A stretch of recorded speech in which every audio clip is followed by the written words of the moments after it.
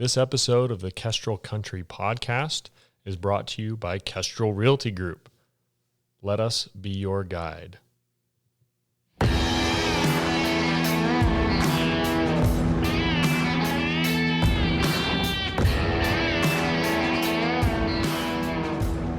This is the Kestrel Country Podcast, where we discuss the people, places, and events all around Kestrel Country.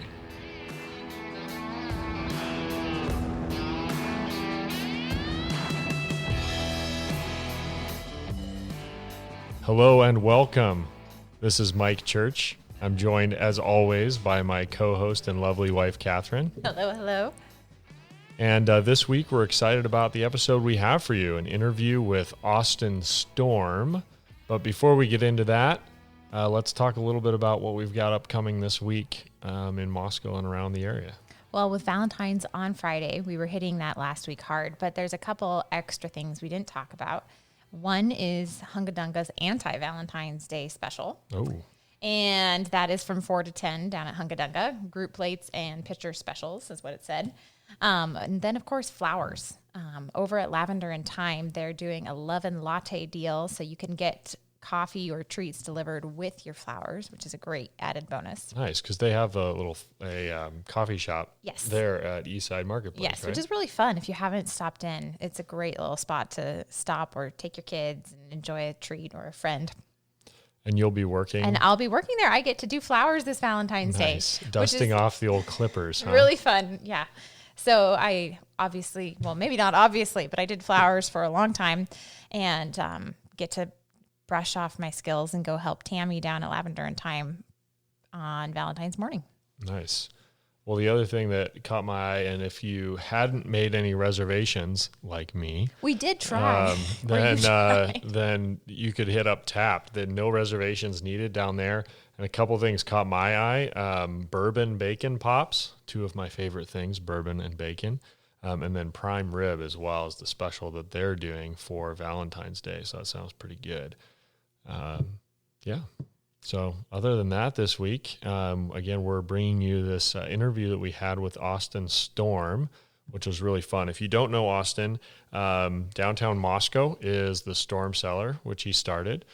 He started a couple other places as well. He was responsible for the Anchor on Main, which is where Lodgepole and Humbleburger is down on the north side.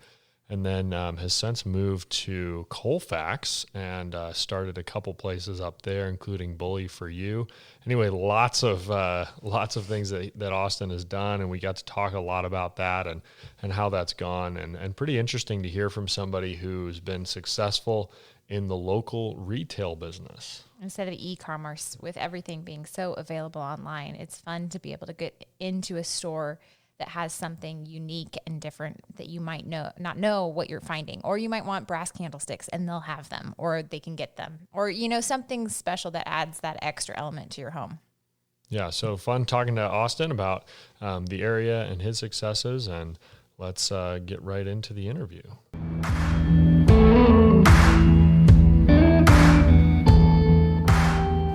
Well, thanks so much for coming in. We're really excited to talk to you. We are huge fans of what you're doing, and it seems like there's always something new you're doing. So we're excited to kind of hear about it. And how many businesses are you launching this year? I think we're done. We're settled in at this point. Nice. Yeah. So I guess first, give us a quick rundown of what all you are doing. Yeah. Because I think we're in Moscow. So the most visible thing with the Storm name on it, right, is Storm Cellar. Yes. So you got that going. What else do you have going? Yeah, we have been doing the Storm Cellar for 10 years now. Is it this year, 10? Last November. Okay. Awesome. Congratulations. Years. Yeah. And then I think the other thing that we're doing, which may or may not become more visible this year, is that I'm working on developing the corner of 6th and Jackson here. With Rusty Olps. Nice. So, right down. The Flatiron, right? Yeah. Right there. Yeah. Awesome. So, yes. Hope a 3 or 4 story mixed use building, which will hopefully break ground this year. Oh, wow. That is very exciting. That's been a long time coming. Yeah. Just that corner, really excited to see something actually start there and go up there. Yeah, I remember my wife actually worked there when it was when Bootzer's was the coffee cart in Otto's Produce. Oh wow! Yep. But yeah, we're excited to start on that project, and it's been interesting because it's really evolved as it's gone along, which has been fun and challenging. It also makes it challenging to talk about it because every time I talk about it publicly, it feels like a commitment to something that may change in days, you know. Yeah.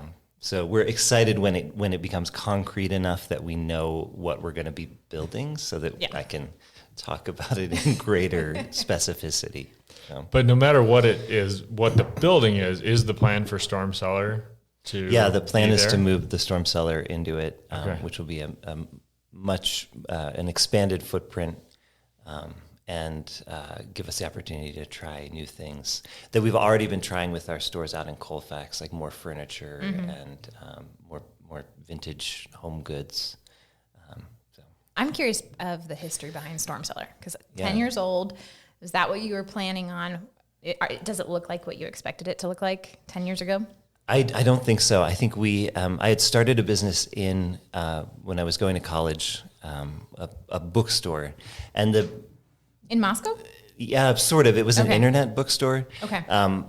And the plan was really that there was no plan. I sort of looked at everything I liked and didn't like in other bookstores, and I was going to hand sell books in the manner of a small local bookstore, but I was also going to beat Amazon's prices, and it was really all over the map, and didn't have a business plan, and didn't ever make money. So coming out of that experience, realized, I should probably make a plan before I start my next business.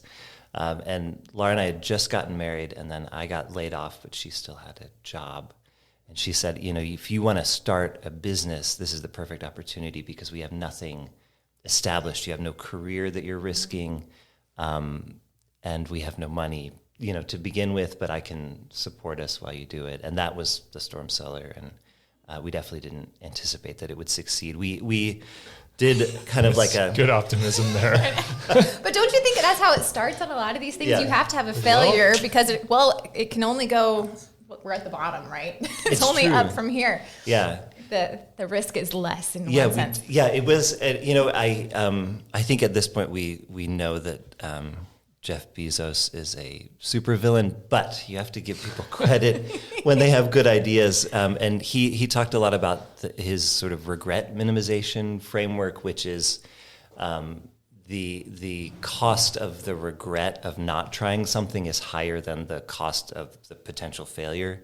And we realized that if we didn't try to do something that felt audacious, we would probably, in 5 or 10 years be like, what would our lives have been like if we had done that crazy thing? Yeah. So at that point it was, it was that, why not? If we spend our life savings and fail, then it's no big deal. So a big part of that. I lost my train of thought. I'm sorry. In my first business, I was so emotionally invested. I had that was the only thing I had was emotional investment. So the more time I put into it, and the more it didn't make money, the more I was like, well, I have to keep going because I can't walk away from this. So when we started the Storm Cellar, we said, we're going to give it a year, basically.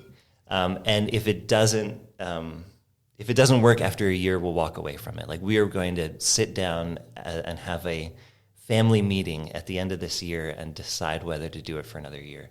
And at that point, after a year, it wasn't a given because it was... We realized that in order for it to succeed, it had to be bigger. It could be successful. We just had to scale it up. So we had to decide at the end of the first year to kind of double down on it. And we looked at every piece of commercial space for rent, and we couldn't find anything. And the day that I needed to renew my lease... Because where was it before it is in the current location? Spot. Yeah, we were in the Mad Greek... where Mad Greek is now. Okay. And we actually when we looked for that location, we talked to a bunch of different people, and we said, we really want a 1-year lease. And at the time, I was 22, and people wouldn't lease to me because of the 1 year and because of my age. People would meet me and say, "Sorry, I'm not going to lease the building to you." So our first landlord lived in Seattle. We never met them. They came to town once while we were leasing from them, and we happened to be out of town. So I think that's the only way we were able to lease our first space. And then our second space, 2 hours before I was supposed to go to Palouse Properties and renew the lease, I ran into my current landlord, and he said, "Well, what are you doing?" I said, "I have to go renew my lease."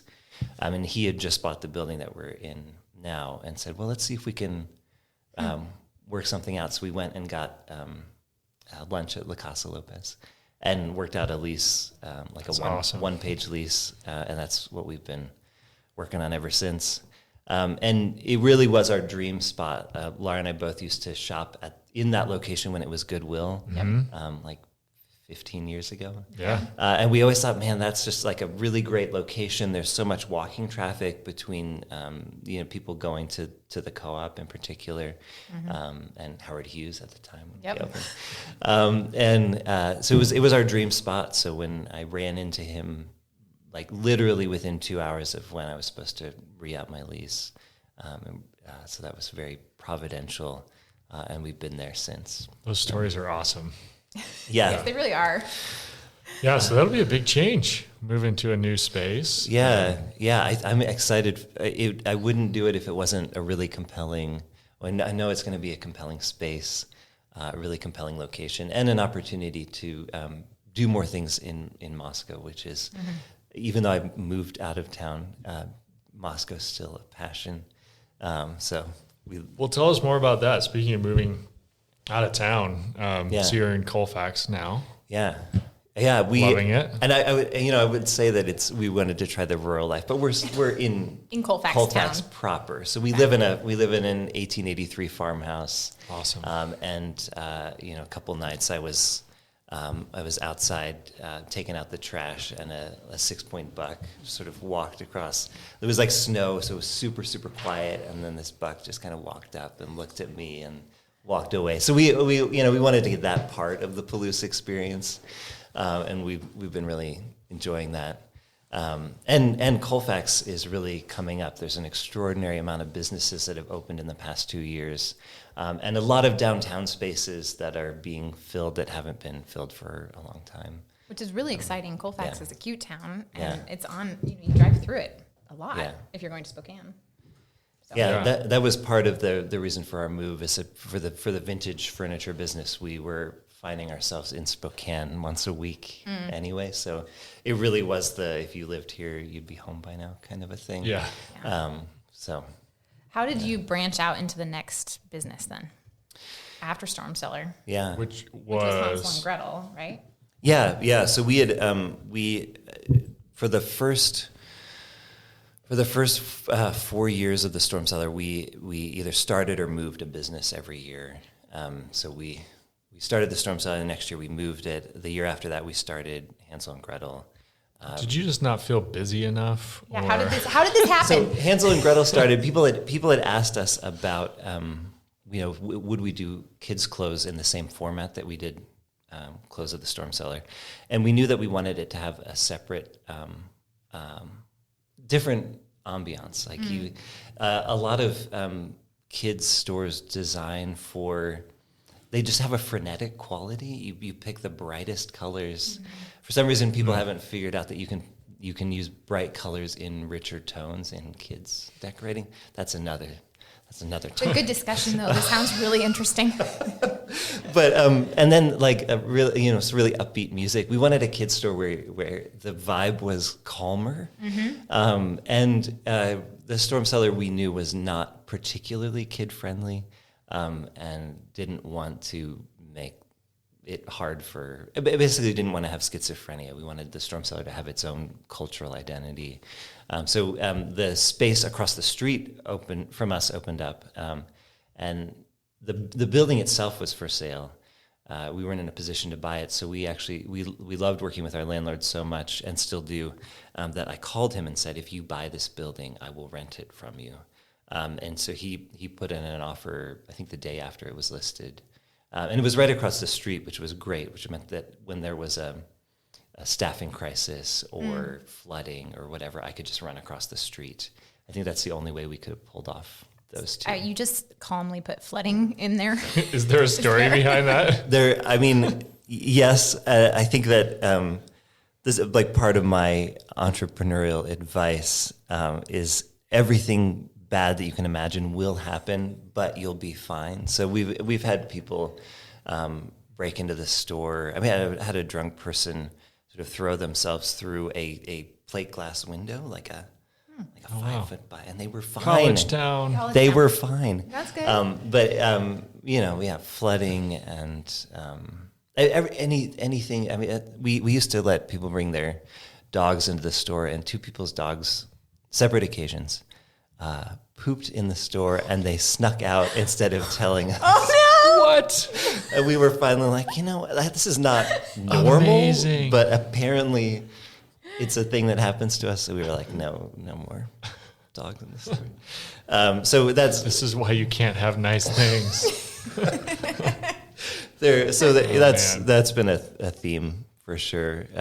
One of my favorite stories. Oh, I don't know if I should. They might still be around. Ask me my favorite Hansel and Gretel story. I don't know who it is. Okay. But they might know who it is because I bet they remember it too.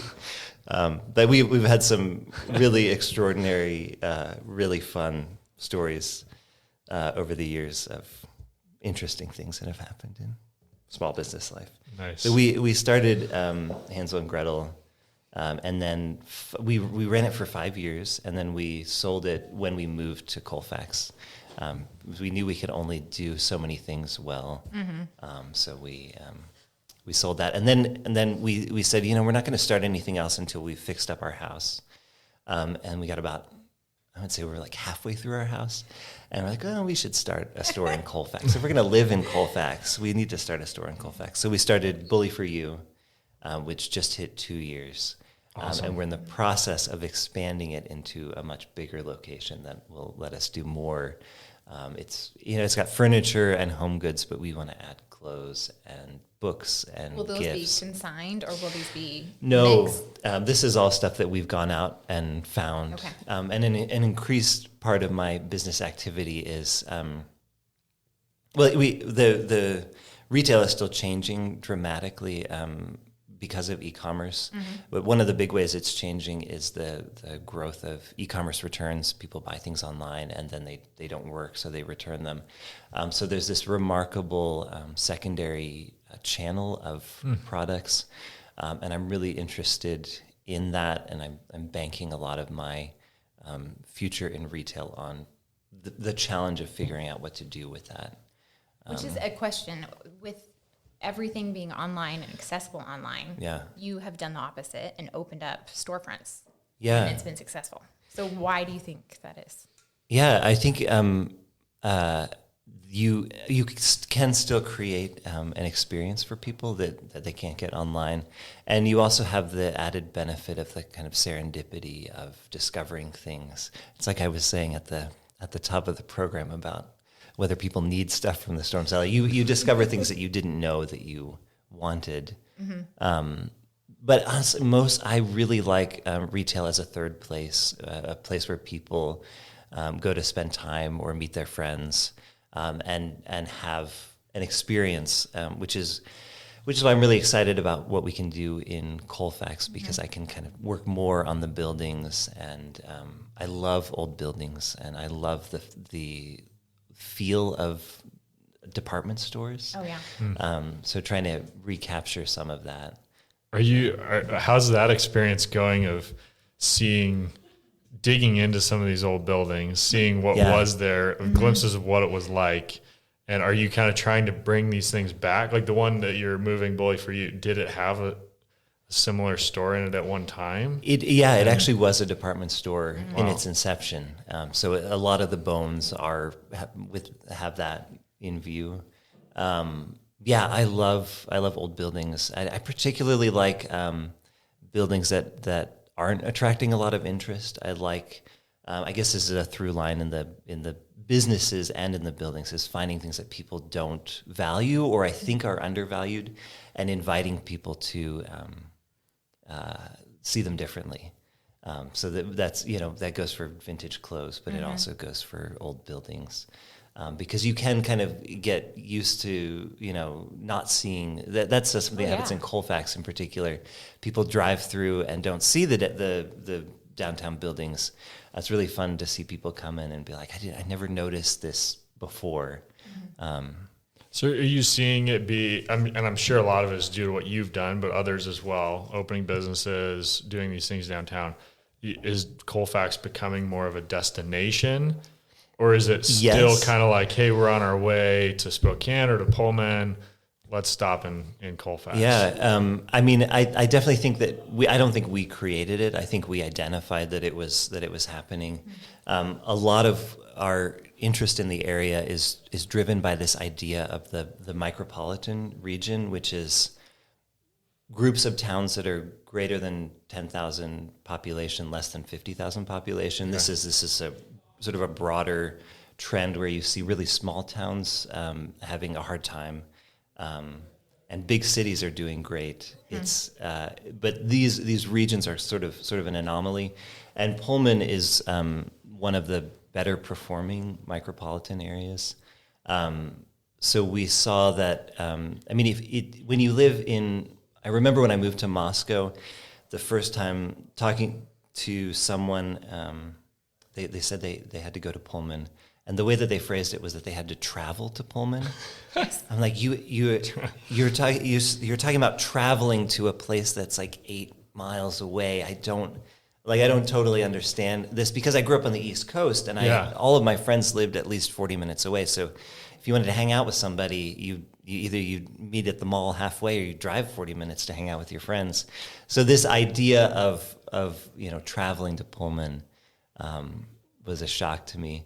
But we've met people who are working at Schweitzer, and they've moved from Houston, and they're used to driving everywhere. So for them, buying a house in Colfax or Palouse, where you can get a much better house for the money, and then having a commute is less daunting than if you're used to not having a commute.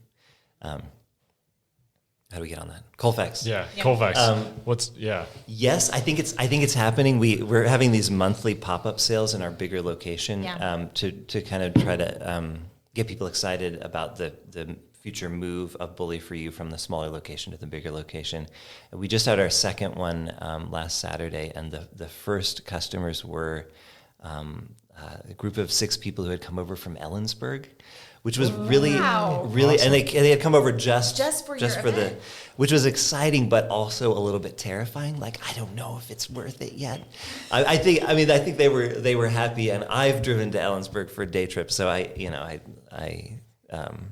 but yeah, it's exciting to see people come and say, I came just from Spokane to check it out, or Clarkston, or something like that. I don't think it's fully realized, but it's definitely starting to happen. Yeah. Yeah. How much? What are there? Do you see some, without giving away any, future plans or anything else? Do you see other things that Colfax either can do, or there's some holes there that I'm wondering about destination? Because you're coming for the shopping experience, and then what about the food? Yeah, I definitely think food is a big one. We have really tremendous coffee, and we have the same kind of like diversity of coffee experiences that you would hope for in a bigger town. Coffee shops emphasizing different things, people doing their own roasting. So that's a good sign. I would love to see a winery or a brewery. Oh, yeah. So when are you starting it? I would love to encourage someone, maybe co-develop a building for someone to start something in. But yeah, and no news on that front. Yeah. No, that's interesting, because it seems like that would be a pretty key component to somebody coming, especially for a day, right? Or definitely, or for an afternoon, rather than just going out to see a particular store. Yeah. Although it was fun. I mean, I can't remember when we did this, but we hit Bully for You for shopping, and then we went over to Palouse to eat, Yep. make a little. You just kind of drive the small make towns. your rounds. Right. Yeah. And there's definitely a lot of Airbnbs popping up in Colfax, which is cool. You get people coming over from the west side to go to football games and then staying in Colfax because that's kind of on the way that they would take. And Pullman still seems to be underbuilt as far as hotel rooms go. They're building them as fast as they can, but still not keeping up. I know. Well, I think you and I talked about this last time we got together, but I'm curious how, are you a football fan? And if not, have you taken a keener interest in things like Mike Leach's departure for sure since being in the retail business in Colfax? I feel more invested in the football program than I have in the past, for sure. Yeah, it's a weird thing to be in these communities where that makes such a huge difference in our economy. Are a big deal. It's weird. I told my brother was like, fly fishing in where you live is really, because he's a big outdoorsman. I feel really bad living in this area. I'm not a sportsman. I like going on walks, but I don't do a lot in the outdoors, and I don't follow football. So there's a lot here that I'm not taking advantage of. But I think that's part of the nice thing about our area is there's 1,000,001 things to do and take advantage of, which people don't realize on the offset. It's a small town in North Idaho. But no, there's football, there's fly fishing, there's hiking, there's biking. I mean, you can keep on going. There's food, there's the universities, there's the arts, there's you can have that's your one of the interests. unique things that about this area that it attracts so many different types of people, and there's always new people coming in and out, and it just makes it for a really interesting place to live. It's hard to pigeonhole, this area, right? Like, that's just, it's a, like whatever, Jackson Hole. It's like, well, that's a skiing and an outdoor area. That's, it's like, we have so much variety here, both geographically, the types of people, the towns. That just really makes it a fun place to be. Yeah. So, well, what are future plans so Bully for You is moving. Yeah. Can you tell us about Davy Jones? I should also talk about Davy Jones Locker. This goes back to what I was saying about like secondary markets for stuff. I've always been interested in just asking the question, where does stuff go? And food overstocks. Super interested in.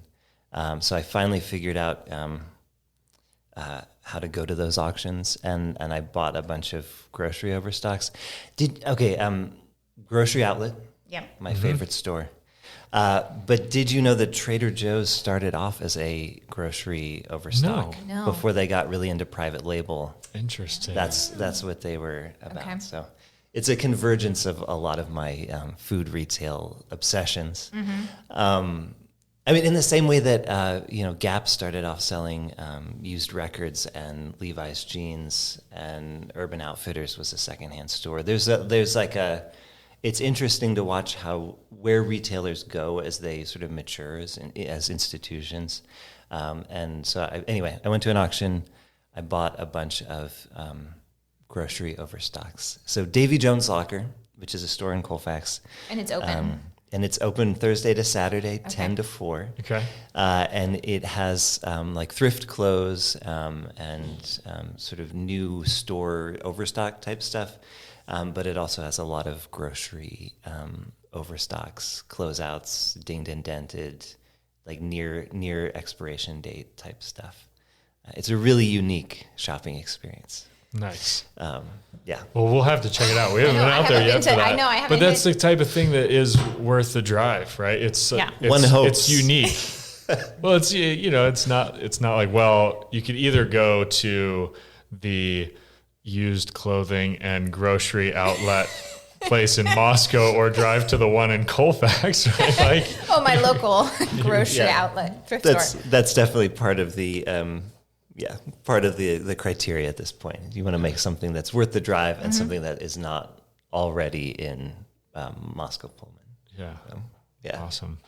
Love it. Awesome. Well, thanks so much. We're about the 20-minute mark, so thanks for coming by. Yeah, thank you so much for having me. We'd love to hear more, and we'll probably have you on again just to hear more about what's going on. I'll let you know when I've got more. Super interesting stories, and fun to hear. And Yeah, you're becoming a legend in the area. Sick. That's disgusting. Anyway. Thanks, All right. Austin. Thanks, Austin. Thank you, guys. Thanks for joining us. Like, share, subscribe. We'll see you next week.